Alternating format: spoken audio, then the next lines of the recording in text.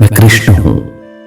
अब जब यह देह पृथ्वी को छोड़ने की ओर बढ़ रही है तो मैं मौन नहीं रहूंगा। मैं अंतिम बार बोलूंगा अपने ही भक्तों से, उस मानवता से जिसे मैं प्रेम करता हूं। जब मैंने इस भूमि पर जन्म लिया तो केवल रथों, युद्धों और ज्ञान के लिए नहीं, बल्कि प्रेम, सौंदर्य और संगीत के लिए भी था। मेरी बांसुरी में जो सुर थे वो केवल राग नहीं, आत्मा की पुकार थी।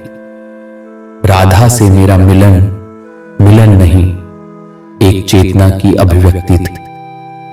प्रेम जो त्याग बन गया और त्याग जो अमृता बन गया। फिर समय आया युद्ध का, जहां मैं सारथी बना, नायक नहीं। अर्जुन को गीता सुनाते हुए मैंने संसार को उसका दर्पण दिखाया। कर्तव्य करो, फल की चिंता मत करो। ये केवल उपदेश नहीं था, ये उस व्यक्ति की पुकार थी जो जानता था कि उसे सब कुछ खोकर भी मुस्कुराना है। आज जब एक शिकारी की तीर ने मेरे शरीर को छू लिया तो मुझे पीड़ा नहीं हुई, क्योंकि मैं जानता हूं यह अंत नहीं है, यह केवल परिवर्तन है।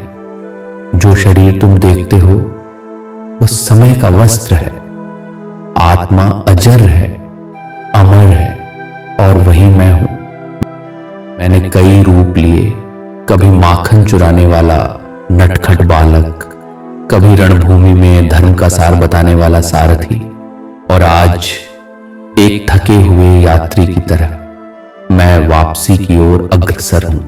हे मानव, तुमने बहुत कुछ देखा, बहुत कुछ भोगा, पर सच्चा सुख न बाहर है न भविष्य में, वह तुम्हारे भीतर है।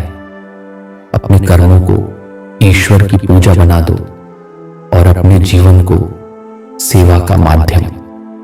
मेरा शरीर यह पृथ्वी छोड़ेगा, पर मेरा नाम, मेरी वाणी, मेरी चेतना हर श्वास में, हर संध्या में, हर गीता के श्लोक में जीवित रहेगी। जब भी धर्म की हानि होगी मैं फिर आऊंगा, क्योंकि मैं केवल कृष्ण नहीं हूं, मैं सनातन हूं। अब समय है जाने का।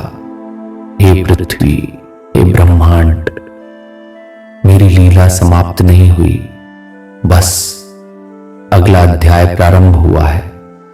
मैं हूं, मैं रहूंगा, और जब तुम सबसे अधिक अकेले महसूस करोगे, मैं तुम्हारे भीतर बोल रहा होऊंगा। ओम नमो भगवते वासुदेवाय।